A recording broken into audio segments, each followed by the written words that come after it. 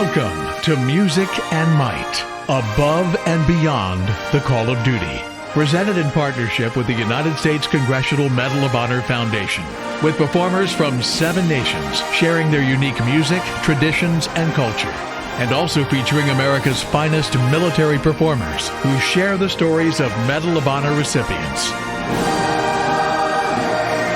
Extraordinary Americans whose service went above and beyond the call of duty.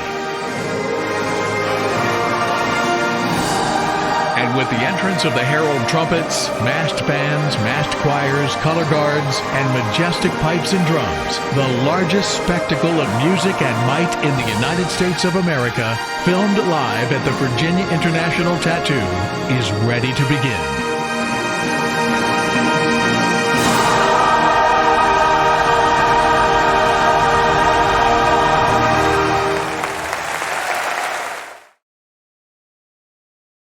In the responsibility bestowed on me, never will I falter, and with dignity and perseverance, my standard will remain perfection. Through the years of diligence and praise, and the discomfort of the elements, I will walk my tour in humble reverence, to the best of my ability. It is he who commands the respect I protect, his bravery that made us so proud. Surrounded by well-meaning crowds by day, alone in the thoughtful peace of night. This soldier will in honored glory rest, under my eternal vigilance. And what of our 71 living recipients? They are the very essence of quiet heroes, the few who wear the Medal of Honor. They did not win this medal. They received it, the nation's highest expression of admiration and gratitude. The medal itself is modest and unassuming, a 5-point star hanging from a small shield of blue decorated by 13 stars. It is easily overlooked unless you know what you are seeing. And yet these men, who flew into the pages of history at Landing Zone X-Ray, 22 flights into hell in one day alone, who survived a brutal ambush in remote Afghanistan through 6 hours of relentless combat, rendered medical aid and personally led a team into the kill zone to search for missing comrades, who were injured in hand-to-hand combat but still ran back into the fight, slung their seriously wounded lieutenant over their shoulder, and swam out to sea, who, as commanding officer, led the defense of their camp through 5 hours of relentless combat, provided inspiring leadership, endured 7 wounds, and refused to surrender, who threw themselves over an explosive charge to protect those around them, and then, partially blinded, continued to fight with their bare hands, who were seriously wounded for a second time, refused orders to evacuate, and went on to save the lives of 10 of their fellow soldiers, who saw their platoon being torn apart by an enemy machine gun position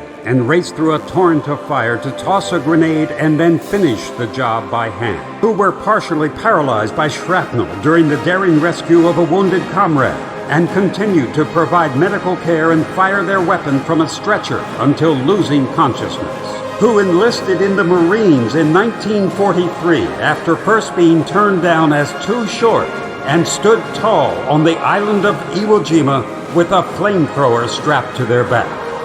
These men wear the medal first and foremost, not to bring attention to themselves, but to honor and remember those who didn't make it back.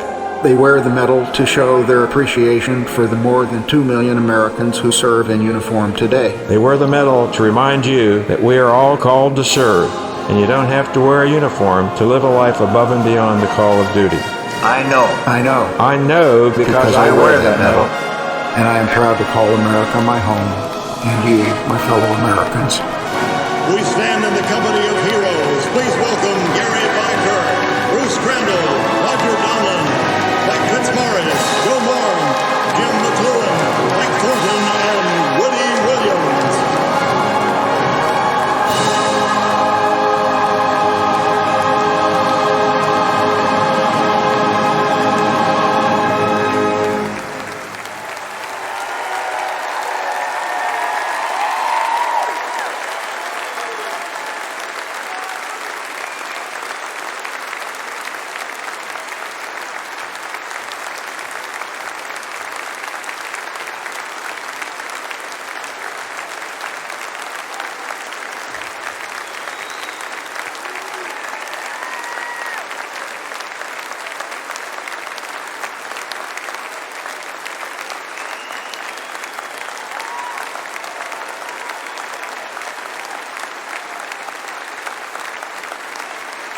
Please remain standing for the playing of taps.